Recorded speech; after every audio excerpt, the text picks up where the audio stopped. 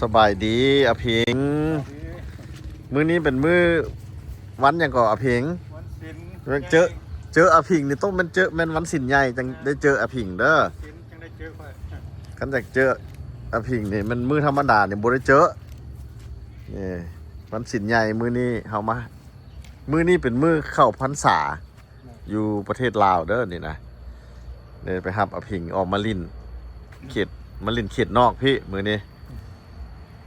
แต่ว่าเบิ่งได้เฮาเหลียวเห็นมีลิงเนี่ยอยู่แถวนี้ มีเล็กน้อย มีลิงน้อยเด้ออยู่นี่ไปเบิ่งก่อนโอ้สบายดีบกัดตี้โอ้ลิงน้อย ร้อนไม่ให้กินหรอ โอ้โบไปใกล้เราเรากินได้เดี๋ยวหากโบไปอยู่ในรัศมีเราเอาไปยองไว้หั่นนี่โอ้เรากินได้หั่นน่ะมากันมาเงาะแซบนะหั่นนะโอ้ถึกใจเราลิงน้อยลิงน้อยลิงน้อยกินหรอกอ้าวทิ่มสมัครไปทิ่มใส่แล้วแล้วก็ทิ่มไวแท้โอ้บริทิ่มนะฮะนั่งกินให้เบิ่งนะนั่งกินดีๆเลี้ยวมาทางนี้แม้บ่ต้องอายนะกินรสมากินมดแล้วเสียหอยไหม้นี่นะ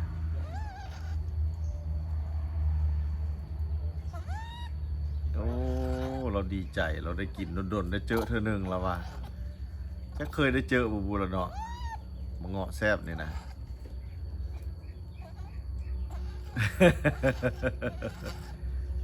มดโอ้เหลือตะแกนได้สิไปซอกมาให้แล้วก่อนสบายดีทางนั้นมีผู้สาวอยู่ทางนั้นเนี่ย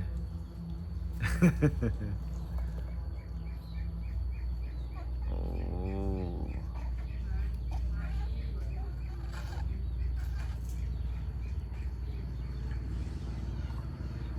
อาพิงมาเงาะออกมาจาก2 หน่วยแล้วมึงดู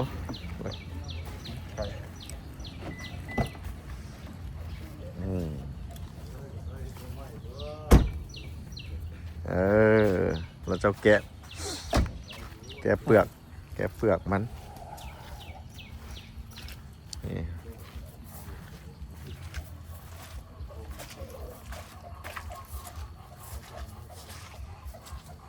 เอาไปหย่องไว้แบบเก่า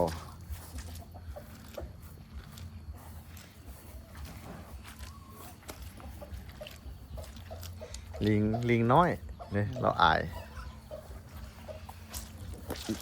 นี่เราอยากได้ด้วยนะโอ้เบิ้ลให้3เลยบัดนี้ เบิ้ลให้3เลย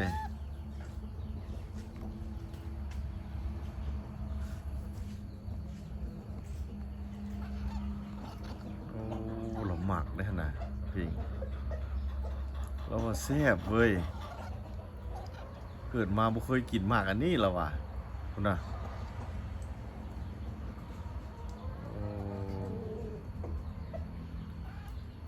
ตุ่นเราได้เลยนะ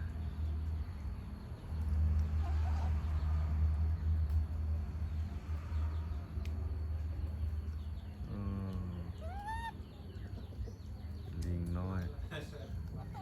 แซ่บเมิดโอ้เบิ่งหมดเรากินแล้วมันบ่ได้ลงท้องเถื่อมันไปอยู่คางก่อนเนาะนี่กัดแล้วไปทอนไว้คางไข่ขึ้น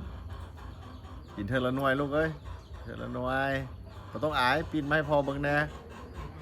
พอบ่ญาติดอกเดี๋ยวมาโอ้ไปอยู่คางเราก่อนเด้อนี่นะคางกล้องคางแล้วมันสิไข่ขึ้นของกินสิไปอยู่หั่นแล้วมันจังคอยลง ลงท้องเราเนี่ยแล้วเราก็อายแน่ เออเนี่ยไปทอดไว้ข้างไว้หันก่อนบอกว่าไว้กินมื้ออื่นเช้าเพิ่น ทอดไว้เฮียซ้ำโอ้ไก่ก็สนใจคือกันบัดนี้เอาเซ็ตบัดนี้เราสิให้ไก่บ่นี่ไก่ก็สิมาเอาคือกันบัดนี้เอาเราสิให้ไก่บ่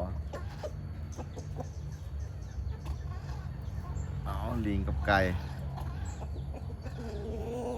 กับบ่กล้าเข้าใกล้แต่ว่าไก่มีผู้สาวได้นี่เนี่ยไก่นี่มากับผู้สาวไก่มากับผู้สาวเอามีผู้สาวหน้าแดงๆอันนี้ต้องเฮ็ดใจกล้าเนี่ยต่อหน้าผู้สาวโอ้เราบ่ให้เด้อเราบ่ให้เด้อนี่ไก่นี่มากับผู้สาวนี่ผู้สาวหน้าแดงๆประเภทไก่นี่มันหาอยู่หากินนี่มันหาเคลียร์นั่นเคลียร์นี่เหย้าผู้สาวมาหานี่แต่เราบ่เอาเราบ่ยอมให้4 หน่วยเรากินหมดเลยเราเอาไปไว้ในคอเราก่อนพุ่นน่ะทอนไว้คอก่อนไก่ได้แตะเบิ่งไก่น่ะยังว่าบ่ว่าเราเสียไปกินมื้อเช้าทอนไว้เหลือตะแกนไก่เอ้ยเหลือตะแกนแล้วกินจนหมด โดยขอบใจนี่แซ่บบ่โลก4 หน่วยได้หั่นน่ะมันเงาะ4 หน่วยแล้วไก่ก็อยากได้คือกันไก่นี่มีผู้สาวนี่แฟนเราคือจะเป็นผู้นี้แฟนเรา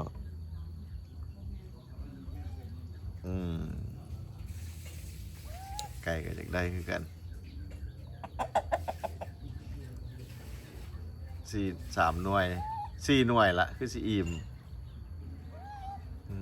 ไปพาผิงมาเบิ่งเขาจะออกลูกจะเบิ่งดูน้องฝนว่าเป็นตะสั่งมาสั่น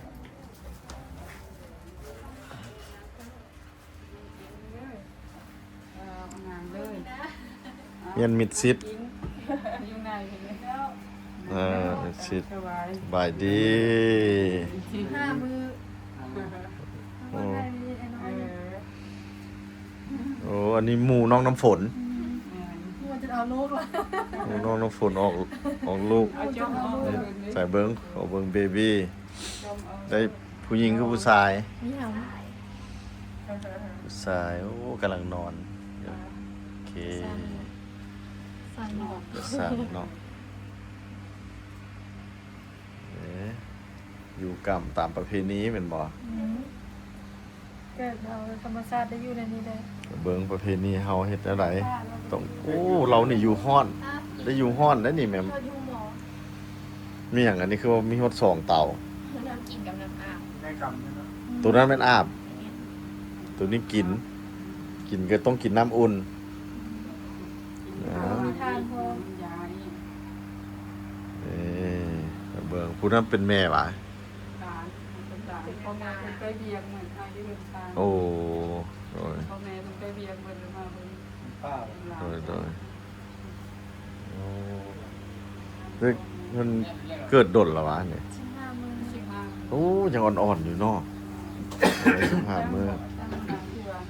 แม่ทากินข้าว นั่นแล้ว เดี๋ยวจะเลิก บายดีน้องชาย ไปนี่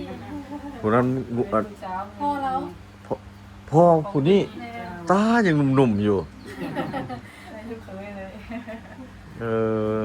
อยู่ใส่แล้วลูกเขยผู้นั้นหวะเออ เที่ยวน้ำพอคุ้นนี่พอเป็นยังไง เดี๋ยวพี่พ่อ เที่ยวซอยแม่เพิ่น โอ้ เป็นเชียร์ฮักเชียร์เพื่อนกัน ฮะไม่ได้ได้รับการมัวเห็นตอนยังน้อยผม อืม ประกอบออเดอร์นี้ได้ นี่น้องฝนซื้อนี่มาให้ ประกอบบ่เป็น น้องฝนเอานี่มาให้กับหมักแอปเปิ้ลมาให้เนาะน้องฝนโอเค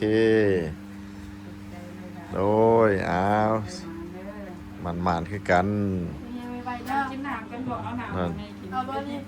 น้ โอ้เพิ่นเสียใจได้คันบ่เอานะเพิ่นตั้งใจเอาให้มา ำน้ำใส สองอัน โดยโอ้คนละอันหมดแล้ว เอาจะเอาไว้พี่นะ โอเค เอาไปเด้อ เอา ไปเจอกัน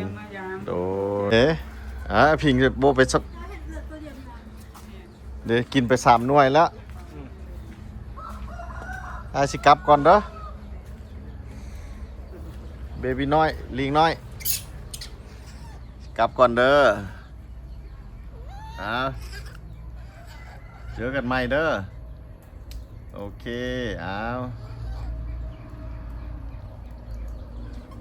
บาทนี้โอเคบายลิงน้อย